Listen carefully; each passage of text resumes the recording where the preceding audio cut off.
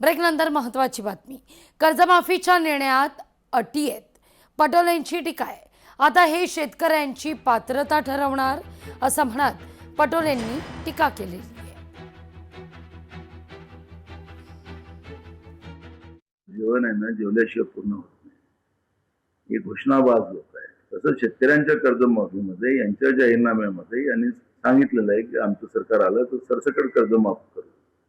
आता हे सांगतात की आम्ही शेतकऱ्यांची पात्रता ठरवू। याची लायकी तरी आहे का शेतकऱ्यांची पात्रता ठरवण्याची? अन्नदात्याची पात्रता ठरवण्याचे हे कोण होतात? ते तुमच्या जाहीरनाम्यामध्ये तुम्ही लिहिलंय की आम्ही सरसकट करू आणि तुम्ही म्हणता की पात्रता ठरवू। लाडकी बहीण योजनेत निधीचा अपहार होतोय, संबंधित दोषींवर गुन्हे दाखल करावेत, नाना पटोलेंची मागणी आहे।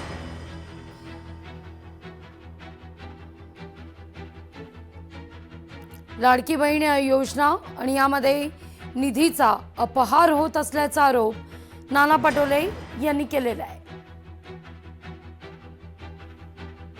यावर संबंधितांवर गुन्हे दाखल करा अशी मागणी देखील पटोले करतायत।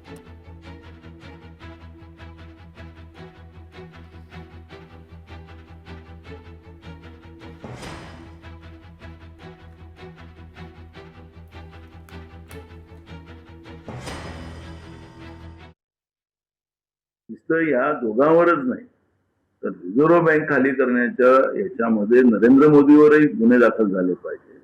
हे सगळे बँका लुटणारी लोक आहेत, जनतेच्या घामाचे पैसे लुटणारी लोक आहेत आणि म्हणून हे स्वतःच सांगतात की लाडक्या बहिणीमध्ये अपहार झाला। मग राज्याच्या तिजोरीच्या चाब्या यांच्याकडे यांना हे काही मालक नाहीये, हे लोकांनी पाठवलेले प्रतिनिधी आहेत।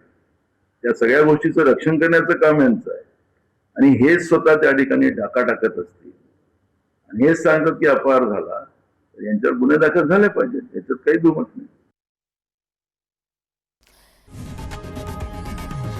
लोकशाही मराठी ऐका, पहा, जागरूक रहा।